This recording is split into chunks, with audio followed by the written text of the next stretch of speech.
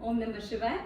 Welcome back to the second episode of the Pranayama series. So I have already explained the benefits of pranayama in the first episode, and also I explained to you how we need to progress to actually reach the step where we will actually learn about the pranayama techniques. So before that, there are some preliminary steps that we need to follow, and the first step is to learn how to breathe correctly. Make sure you stay till the end of the episode, where I will be giving you some exercises that you're going to practice until I come up with the next episode and we move to the next step. So as a first step, I would request all of you to observe your own breathing. I know you might have not done this for a long time, so let's start now. First of all, sit in a very comfortable position. It can be on the floor, on the chair. Just make sure that your spine is straight. First, keep your right palm on the abdomen and the left palm on your chest. Now close your eyes and take a deep breath in. Inhale as deep as you can and exhale it out. Once again, inhale and exhale. Now what I want you to observe is when you're inhaling, what is happening to your stomach? Is your stomach going out? Is it going in? Is it moving up? Same, what is happening to your chest? So whatever you have observed, just make a note of it. What is happening to your abdomen and chest when you're inhaling and exhaling? So now this experience might have been different for each one of you. So for all those of you who have been inhaling and taking the stomach out and exhaling and squeezing the stomach in, a good news for you, you have been breathing correctly. And for all the others who have been doing just the opposite, don't worry about it. We'll learn how to breathe correctly. That's why we all are here. So by now, you know what is the right way of breathing. So I'll just explain a little bit about it. So our lungs start from our clavicle and go up to the lower abdomen, just below the lower rib. But unfortunately, all of us, we don't use the entire capacity of our lungs. We do a lot of shallow breathing. So either we do a lot of clavicle breathing, which is just taking our shoulders up, or at max, we take it to the chest. So we do chest breathing. The most efficient way of breathing is the abdominal breathing. So where your stomach is also involved. So when you're doing this, you're actually utilizing a lot more of your lungs than just using the upper part of the lungs. Now if you have observed babies when they're sleeping, just see how their stomach goes up when they're breathing in and the stomach comes down when they're breathing out. So we do the same thing while we're lying down or in our sleep. So what changes when we sit up or stand up? Why do we start breathing exactly in the opposite direction?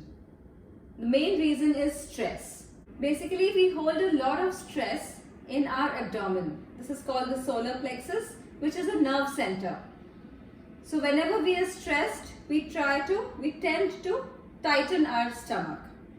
So when we are holding it tight with tension, all the respiratory muscles and the abdominal muscles are not able to move in the correct way to facilitate the correct breathing. So I'll touch a little bit of anatomy here. A very important muscle here is called the diaphragm, which plays a very important role in the breathing. So what happens when we inhale? The diaphragm moves down.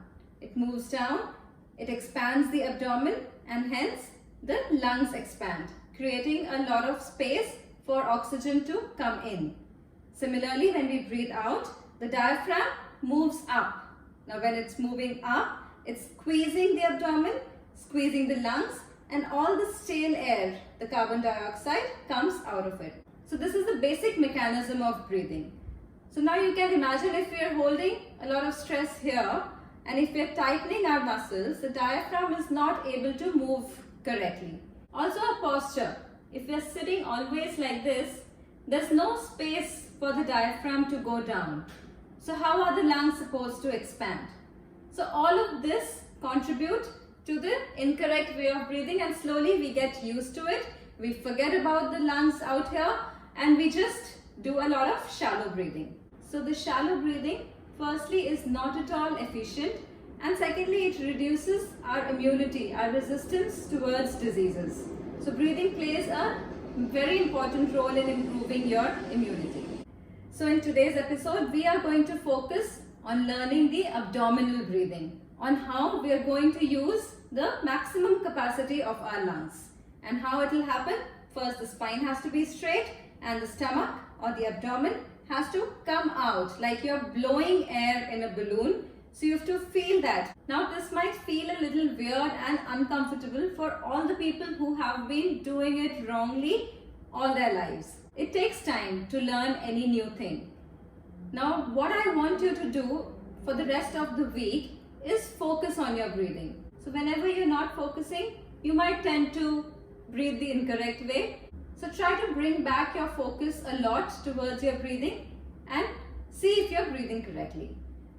So every time you bring your focus back, keep your palm on the stomach. Everybody can do it with me. Keep one palm on the stomach, one on the chest. Close your eyes. Take a deep breath in and stomach expands. And as you exhale, squeeze the stomach in and relax.